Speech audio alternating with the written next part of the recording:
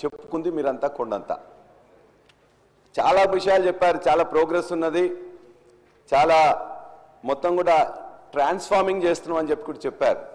ఖచ్చితంగా ట్రాన్స్ఫార్మింగ్ చేస్తున్నారు, కానీ నెగిటివ్ డైరెక్షన్లో చేస్తున్నారు అధ్యక్ష, పాజిటివ్ డైరెక్షన్లో కాదు. ప్రభుత్వం ఏర్పడక ముందు పార్టీలు ఖచ్చితంగా తమ యొక్క హామీలు ఇస్తుంటాయి. ఆ హామీలు ప్రజలు అడిగినా అడగకున్నా ప్రజల అవసరాల కోసం ఇస్తుంటాయి. మీరిచ్చిన హామీలు నిజంగానే కొంత టైం ఇవ్వాలనే ఉద్దేశంతో సంవత్సర పాటుగా మేము ఎక్కువ మాట్లాడలేదు అధ్యక్ష. మీరు ఎవరు ప్రజలు అడగకున్నా మీరు బాండ్ పేపర్స్ ఇచ్చిండ్రు, నమ్మకం కలిగించడానికి డేట్స్ ఇచ్చిండ్రు, అదేవిధంగా డెడ్ లైన్స్ ఇచ్చిండ్రు, కానీ వాటిని ఇప్పటివరకే అన్ని అంశాల మీద కూడా పదే పదే తప్పిండ్రు అధ్యక్ష. దరిదాపుగా ఇవాళ ఇచ్చిన హామీలలో ఒక 10% మీరు మొదలుపెట్టింది, కానీ ఆ 10%లో కూడా అరకొరగానే ఉన్నాయి తప్ప పూర్తిగా ప్రజలందరూ విశ్వాసం కలిగించే విధంగా వాళ్ళకు ఉపయోగపడే విధంగా ఏ ఒక్క పథకం కూడా ఇప్పటిదాకానైతే పూర్తిగా చేయలేదు అధ్యక్ష. మిగతా 90% హామీలు కూడా ఖచ్చితంగా ఇవాళ చేయలే. ఒక విధంగా చెప్పాలంటే ఈ ప్రాంతంలో నేను చదువుకోవడం కానీ లేకపోతే చూస్తే 19 ప్రజాస్వామిక ప్రభుత్వాలు ఈ తెలంగాణ ప్రాంతానికి ఇప్పటిదాకా 1951 నుంచి వస్తే, ఆ 1951 తర్వాత తెలంగాణ ఏర్పడిన తర్వాత 3 ప్రభుత్వాలు వస్తే, ఇన్ని ప్రభుత్వాల్లో కూడా ఇంత అప్రజాస్వామికంగా ఇంత అహంకారపూరితంగా ఉన్న ప్రభుత్వం మాత్రం ఎక్కడ లేదు అధ్యక్ష. అంతేకాదు అధ్యక్ష, అనుభవాలు ఏమితో ఇవాళ అత్యంత తక్కువ కాలంలోనే అప్రతిష్ట మూట కట్టుకున్న ప్రభుత్వం ఈ ప్రభుత్వంగా ప్రజలందరూ భావిస్తున్నారు అధ్యక్ష. అంతేకాదు అధ్యక్ష, ఇవాళ అనేక హక్కులను ఎవరన్నా నిజంగా ఈ పని చేయలేదని చెప్పేసి ఎక్కడ ఎవరన్నా అడిగితే, గ్రామాల్లో కరెంట్ రాలేదనో పంట ఎండిపోతుందనో ఎవరైనా జర్నలిస్టులు పోయి అక్కడికి అడిగినట్లయితే ఆ జర్నలిస్టుల మీద కూడా కేసులు పెట్టే, మహిళా జర్నలిస్టుల కేసులు పెట్టే దుస్థితి మాత్రం ఏనాడు ఏ ప్రభుత్వంలో రాలేదు అధ్యక్ష. ఇవాళ ఫీ రియంబర్స్మెంట్ ఏమని అంటే కొట్లాట, సర్పంచులు పెండింగ్ బిల్లులు ఏమంటే కూడా ఇబ్బంది అధ్యక్ష. అరే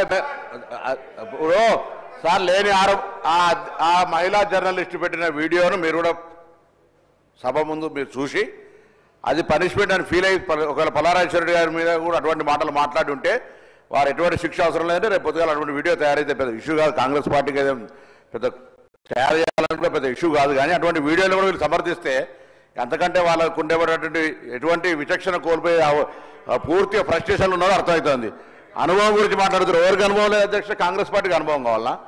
అనుభవం గురించి మాట్లాడుతూ ఉన్నారు, లేకపోతే పెద్ద అనుభవ రాహిత్యంగా పని జరుగుతుంది అంటున్నారు. 14 సంవత్సరాల మొత్తం అణిచివేతకు గురైనాడు. ఎక్కడ అణిచివేతకు గురైనాడు అధ్యక్ష? ప్రజాస్వామ్యమే లేదని చెప్తా ఉన్నారు 14 సంవత్సరాలు. ఇటువంటి పద్ధతి మాట్లాడితే నేను దయచేసి సభకు సంబంధించి గవర్నర్ గారి ప్రసంగం మీద వారు చెప్పమనండి, వారికి విమర్శించదలుచుకున్నది. మేము నెగటివ్ రోడ్లో పోతున్నామంటే మాకే అభ్యంతరం లేదు. గవర్నమెంట్ మేము 14 నెలల్లో మేము ప్రభుత్వం దిశ వేరుగా పోతా ఉన్నది, అవన్నీ మాట్లాడుకోండి. కానీ ఒక మాకు జర్నలిస్ట్ అంటే గౌరవం ఉంది. జర్నలిస్టులకు కాంగ్రెస్ పార్టీకి సంబంధించి ఎన్నడూ కూడా మేము అట్లా సొంత పత్రికలు సొంత టీవీలు పెట్టుకోవాలని ప్రయత్నం ఎన్నడూ చేయలేము. మేము జర్నలిస్టుల మీద విశ్వాసం అనేది మంచి రాయాలి, చెడుగు రాయాలని.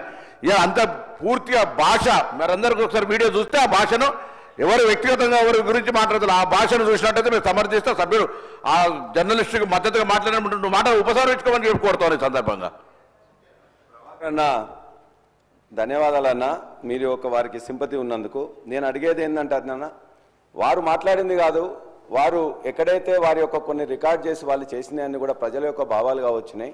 ఒకవేళ వాళ్ళు మహిళలు కాబట్టి నా రిక్వెస్ట్ ఏంటంటే అధ్యక్ష, ఇద్దరు మహిళా జర్నలిస్టులని టెర్రరిస్టులు చేసింది కాబట్టి ఆ రేవతి తన్వి యాదవ్ మీద కొద్దిగంత సానుకూలంగా మీరు దయచేసి ఆలోచించి వాళ్ళని విడుదల చేయాలని కోరుతున్నాం.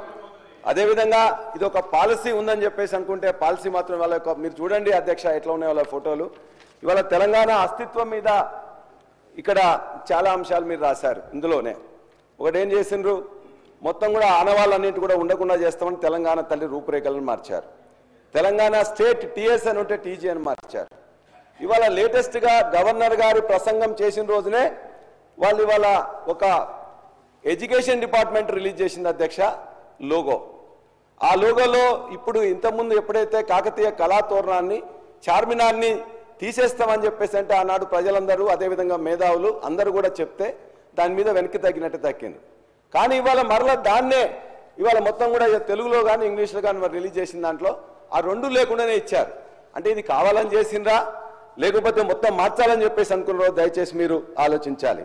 ఇవాళ కాకతీయ కళాతోరణం కానీ చార్మినార్ కానీ రాజముద్ర నుంచే తొలగించడం ఖచ్చితంగా చారిత్రక ద్రోహం తప్ప మరొకటి కాదు అధ్యక్ష. చేస్తే లోపాయికారిగా గోప్యంగా చేయాల్సిన అవసరం లేదు. ఆనాడు ఈ యొక్క కాకతీయుల మీద గాసుద్దీన్ తుగ్లక్ అని దాడి చేసిండ్రు, ఇవాళ ఈ యొక్క కాంగ్రెస్ ప్రభుత్వం దాడి చేస్తూ ఉన్నది. మేము అడుగుతున్నాం అధ్యక్ష, ఇవాళ ఈ యొక్క నీటిపారుదల విప్లవాన్ని తెలంగాణలో తీసుకొచ్చింది కాకతీయులు. గొలుసుకట్టు చెరువులు కానీ 46,000 చెరువులను నిర్మించింది కూడా వాళ్ళే అధ్యక్ష. ఇవాళ మరి అనేక గ్రామాలు ఉన్నాయి, గణపతి దేవుని పేరు మీద గణపురం అనేక చెప్పేసి ఉంటాయి. మరి వాళ్ళు పెట్టిందని చెప్పేసి వాటన్నిటిని మార్చేస్తారా అధ్యక్ష? అదేవిధంగా వాటన్నిటి కూడా ఏ పేర్లు పెడతారో ఆలోచించండి. ఒక్క కుటుంబం